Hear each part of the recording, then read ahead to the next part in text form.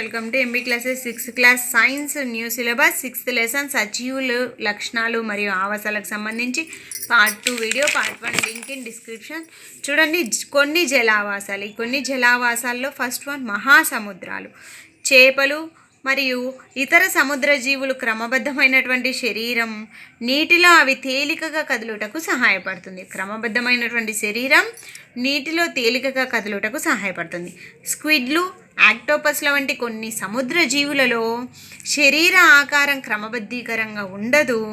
So ఇవి క్రమబద్ధీకరమైనటువంటి శరీరం లేనందువలన ఇవి సముద్ర లోతులో సముద్ర గర్భమునకు దగ్గరగా ఉంటూ వాటి వైపు వచ్చే భక్షితాలను పట్టుకొని తింటూ జీవిస్తుంటాయి అన్నమాట.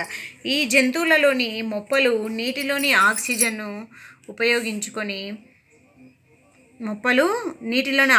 ఉపయోగించుకోవడానికి సహాయపడతాయి. డాల్ఫిన్లు మరియు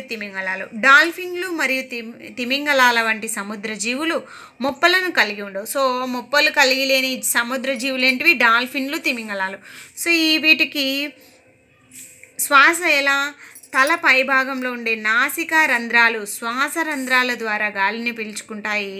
అవి గాలిని పీల్చుకోవడానికి నీటి ఉపరితలంకి పైకి వచ్చిపోతూ ఉంటాయన్నమాట. కానీ ఇవి గాలి లేకుండా ఎక్కువ సమయం ఉండగలవు. కానీ అవి మాత్రం గాలి ఎక్కడ తీసుకుంటాయి? నీటి ఉపరితలానికి వచ్చి మాత్రమే గాలిని స్వీకరించగలవు. అండ్ నెక్స్ట్ చెరువులు, సరస్సులు. నీటిలో కొన్ని మొక్కలు నీటి అడుగున మట్టిలో వేర్లు నాటుకొని ఉంటాయి అన్నమాట.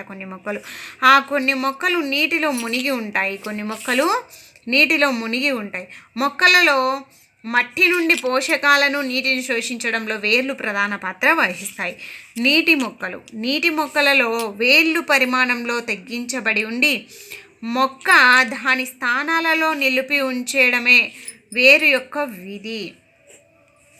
ఈ మొక్కల కాండాలు పొడవుగా, ఖాళీగా, తేలికగా ఉంటాయి. నీటి ఉపరితలం వరకు కాండాలు పెరుగుతాయి. నీటి ఉపరితలంపై ఆకులు, పుష్పాలు తేలుతాయి. నీటిలో మునిగిపోయిన మొక్కలు కొన్ని ఉంటాయి కదా. సో నీటిలో మునిగిపోయిన మొక్కలు సన్నని పలచని రిబ్బను లాంటి ఆకులను కలిగి ఉంటాయి. ఈ మొక్కలు ప్రవహిస్తున్న నీటిలో వంగగలవు. ఈ మొక్కల ఆకులు విభజన చెంది తేలికగా నీరు ప్రవహించడానికి సహాయపడును. కప్ప నీటిలో మరియు భూమిపైన జీవించగలదు. కప్ప బలమైన వెనుక కాళ్ళు దుమకడంలో, భక్షితాన్ని పట్టుకోవడంలో తోడ్పడును. కప్ప తెడ్డు వంటి పాదాలు నీటిలో ఈదుటకు సహాయపడును. ఓకే. అండ్ నెక్స్ట్ జీవుల లక్షణాలు ఎలా ఉంటాయంటే, ఎడ్వర్డ్ లియర్ రాసినటువంటి కంప్లీట్ నాన్సెన్స్ పుస్తకము ఎవరు రాశారు? Edward Lear. ఈ పుస్తకము ఏంటి అంటే సజీవులు, నిర్జీవులను గుర్తించుట సంబంధించిన చిన్న గేయము అందులోంచి తీసుకోవడం జరిగింది. కంప్లీట్ నాన్సెన్స్ అనే బుక్ని ఎవరు రచించారు? Edward Lear. ఓకే. ఆహారం జీవులు పెరగడానికి అవసరమైనటువంటి శక్తిని ఇస్తుంది. జీవులకు తమ శరీరంలో జరిగే ఇతర జీవక్రియలకు కూడా శక్తికి అవసరము. పెరుగుదల జీవులన్నింటిలో సామాన్య లక్షణంగా కనిపించేది పెరుగుదల. శ్వాసక్రియ జీవులన్నింటికీ అత్యావశ్యకం శ్వాసక్రియ. వానపాము చర్మ శ్వాసక్రియ. చేపలు మొప్పల ద్వారా శ్వాసక్రియ. మొక్కలు, ఆకులు పత్రరంధ్రాల ద్వారా శ్వాసక్రియ జరుపుతాయి. ఇది ఎప్పుడు శ్వాసక్రియలో ఆక్సిజన్ తీసుకుంటాయి, కిరణజన్య సంయోగక్రియలో కార్బన్ డైఆక్సైడ్ను తీసుకుంటాయి. చూడండి, మొక్కలు శ్వాసక్రియలో తీసుకున్న ఆక్సిజన్ కన్నా కిరణజన్య సంయోగక్రియలో విడుదల చేయబడినటువంటి ఆక్సిజన్ శాతం ఎక్కువ.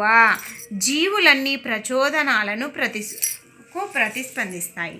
చూడండి ఎలా ప్రతిస్పందిస్తాయంటే, చెప్పులు లేకుండా నడుస్తూ ముళ్ళు కుచ్చుకున్నప్పుడు మానవులు ఏదైనా జీవులు ఇచ్చే ప్రతిస్పందన. ఇష్టమైన ఆహారాన్ని చూసినప్పుడు ఆలోచించిన పొందే అనుభూతి. చీకటి ప్రదేశం నుండి హఠాత్తుగా ప్రకాశవంతమైన సూర్యకాంతిలోనికి వెళ్ళినప్పుడు కళ్ళు మూసుకుపోతాయి. ఇవన్నీ చర్య ప్రతిస్పందనలే.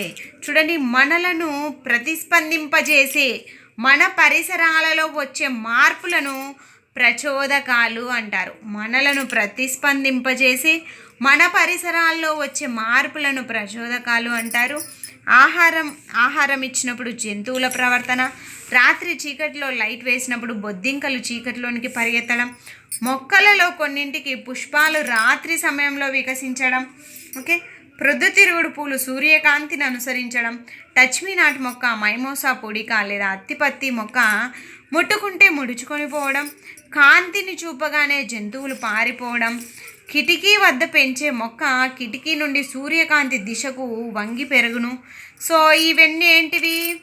పరిసరాల్లో వచ్చే మార్పుకు మొక్కలు స్పందించడానికి ఉదాహరణ. ఓకే, పరిసరాల్లో వచ్చే మార్పుకు మొక్కలు జంతువులు ఈ విధంగా ప్రతిస్పందించడం జరుగును. సో అంటే జీవులు ప్రచోదకాలకు ప్రతిస్పందిస్తాయి అని అర్థం.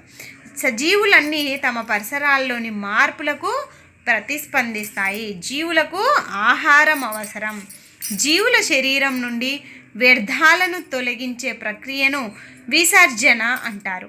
మొక్కలు తమకు నష్టం కలగకుండా తమ శరీర భాగాల్లోనే తమ వ్యర్థ ఉత్పత్తులను నిల్వ చేసుకుంటాయి. కొన్ని మొక్కలు వ్యర్థ ఉత్పత్తులను స్రావాల రూపంలో తొలగించుకుంటాయి. విసర్జన జీవులన్నింటిలో కనిపించే సామాన్య లక్షణం. సో జీవులన్నీ తమలాంటి పిల్ల జీవులను ఉత్పత్తి చేస్తాయి. దీనిని ప్రత్యుత్పత్తి అంటారు. జంతువులలో వేర్వేరు రకాల ప్రత్యుత్పత్తి పద్ధతులు ఉంటాయి. కొన్ని జంతువులు గుడ్ల ద్వారా పిల్లల్ని కంటాయి. కొన్ని జంతువులు గుడ్ల ద్వారా పిల్లల్ని కంటాయి. చాలా మొక్కలు విత్తనాల ద్వారా ప్రత్యుత్పత్తి జరుపును.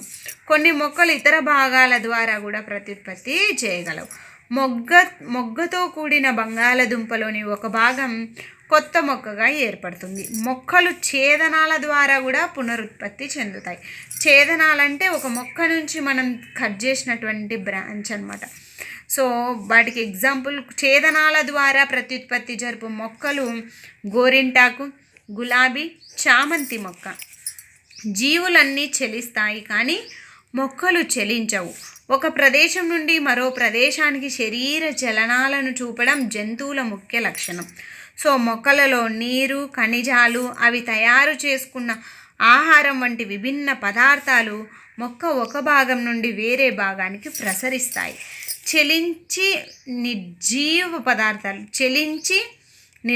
అంటే ఇవి చెలిస్తాయి కానీ అవి నిర్జీవ పదార్థాలు. ఏంటివి? కారు, బస్సు, చిన్న కాగితం ముక్క, మేఘాలు, ఇవన్నీ చెలిస్తాయి కానీ నిర్జీవ పదార్థాలు. జీవులు మరణిస్తాయి. సో జీవుల యొక్క మొత్తం లక్షణాలు ఒకసారి చూసుకుంటే, ఆహారం కావాలి జీవులకు, శ్వాసక్రియ జరుపుతాయి, ప్రచోదనాలకు ప్రతిస్పందిస్తాయి, ప్రత్యుత్పత్తి జరుపుతాయి, కదలికలు చూపుతాయి, దాన్ని చలనం అంటారు, పెరుగుదల జరుపుతాయి, మరణిస్తాయి.